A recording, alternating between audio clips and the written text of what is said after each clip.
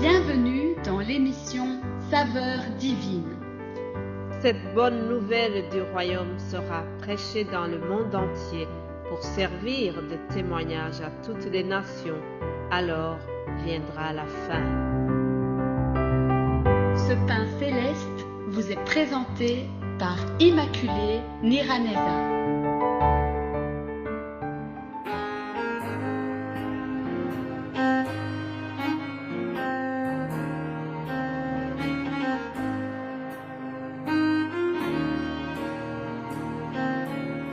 Je vous salue très chers amis qui suivent l'émission Saveurs divines. Que la paix de Christ soit avec vous. Je remercie le Seigneur qui me donne le souffle de vie encore. J'espère que vous allez bien de votre côté. C'est vraiment une grâce de pouvoir continuer à partager la parole de Dieu, le pain céleste. Alors, comme vous le savez, cette semaine, nous sommes en train de voir la puissance de la croix de Jésus-Christ. Lisons Luc 23 à partir du verset 33. C'est la crucifixion de Jésus-Christ. Lisons au nom de Jésus-Christ. Lorsqu'ils furent arrivés au lieu appelé Crâne, ils le crucifièrent là, ainsi que les deux malfaiteurs, l'un à droite, l'autre à gauche. Jésus dit: Père, pardonne-leur, car ils ne savent ce qu'ils font. Ils se partagèrent ses vêtements en tirant au sort. Le peuple se tenait là et regardait. Les magistrats se moquaient de Jésus, disant: Il a sauvé les autres, qu'il se sauve lui-même, s'il est le Christ, l'élu de Dieu. Les soldats aussi se moquaient de lui, s'approchant et lui présentant du vinaigre. Il disait: Si tu es le roi des Juifs, sauve-toi toi-même. Il y avait au-dessus de lui cette inscription: Celui-ci est le roi des Juifs. L'un des malfaiteurs crucifiés l'injuriait, disant: N'es-tu pas le Christ? Sauve-toi toi-même et sauve-nous. Mais l'autre le reprenait et disait: Ne crains-tu pas Dieu, toi qui subis la même condamnation? Pour nous, c'est justice, car nous recevons ce qu'ont mérité nos crimes, mais celui-ci n'a rien fait de mal. Et il dit à Jésus: Souviens-toi de moi quand tu viendras dans ton règne. Jésus lui répondit: Je te le dis en vérité, aujourd'hui tu seras avec moi dans le paradis. Alléluia, alléluia. Quelle belle déclaration. Bien-aimés de Dieu, nous venons de voir une scène terrible. Jésus-Christ arrive au moment le plus pénible de son séjour sur la terre. Il vient de passer les 3 années intensives. Il a fait beaucoup de choses, il a fait beaucoup de miracles. Et le moment arrive, le moment annoncé depuis les prophètes est arrivé. Jésus à la croix. Et dans cette scène, nous avons les bourreaux de Jésus. Nous avons le peuple, cette foule. Et peut-être parmi la foule, il y a ces gens à qui il a donné le pain. Il y a ces gens qui ont vécu les miracles. Tout ce monde-là regarde. Et parmi eux, il y a les moqueurs. Il y en a qui se moquent.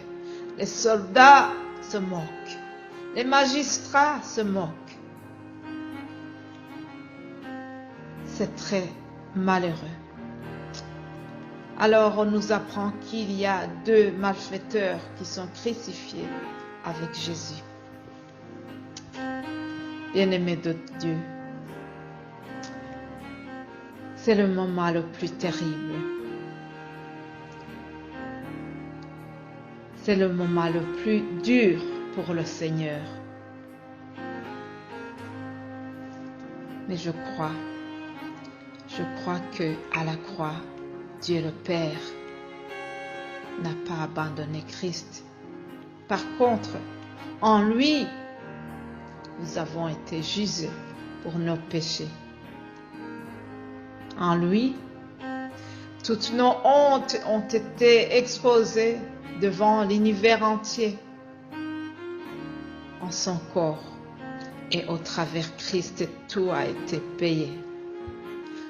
À la croix, à cette croix de la honte, à cette croix aussi de la victoire, à cette croix, les enfants de Dieu qui sont la postérité de Christ ont été portés en lui-même.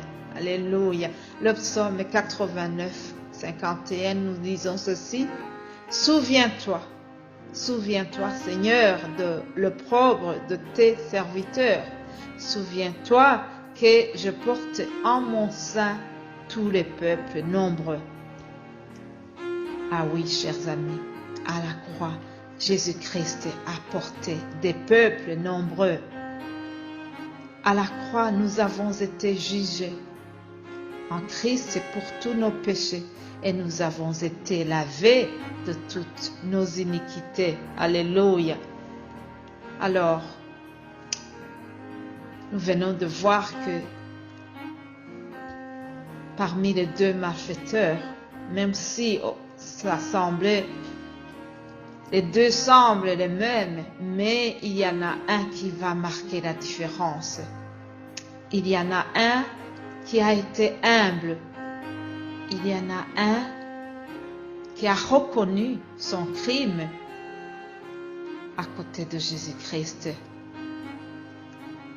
Lui a regardé Jésus et s'est rendu compte que à côté de Jésus, lui c'était un grand pécheur. Oui, lorsqu'on est face à Jésus, nous nous rendons compte de comment nous sommes pécheurs. Il a reconnu qu'il était pécheur. Mais je voudrais vous dire que Jésus ne déteste pas le pécheur. Ce qu'il déteste, c'est le péché. Ah oui, la preuve, c'est que lorsque le malfaiteur a demandé pardon pour ses péchés, lorsqu'il a reconnu son crime à côté de Jésus, Jésus n'a pas hésité de lui pardonner. Et il lui a fait cette belle déclaration. Aujourd'hui, tu seras avec moi dans le paradis. Alléluia. Aujourd'hui, tu seras avec moi au paradis.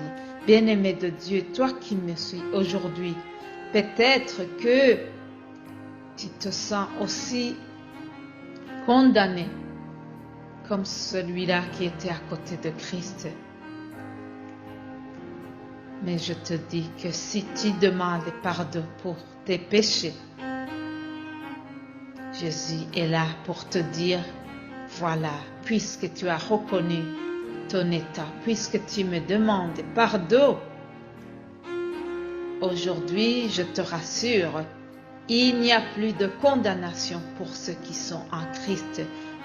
Il n'y a plus de condamnation pour ceux qui reconnaissent leurs péchés et qui demandent pardon. Alléluia. Bien-aimés en Christ, il y a une grande puissance à la croix de Jésus-Christ. La croix de Jésus-Christ nous a fait avoir un autre statut. Nous avons quitté le statut de pécheur pour avoir le statut des gens qui ont été justifiés. Alléluia. Le sang de Jésus-Christ, la croix merveilleuse de Jésus-Christ nous a justifiés. N'est-ce pas une bonne nouvelle, mes amis? Gardez cette bonne nouvelle et surtout, demandez pardon pour vos péchés. Je continue aussi de le faire. Chaque jour, je demande pardon pour mes péchés. Chaque jour, je me mets au pied de la croix de Jésus-Christ pour être digne. Voilà, c'est ce que je vous souhaite aussi. Passez une agréable journée et que Dieu vous bénisse abondamment. Nous allons nous retrouver demain par la grâce divine. Amen.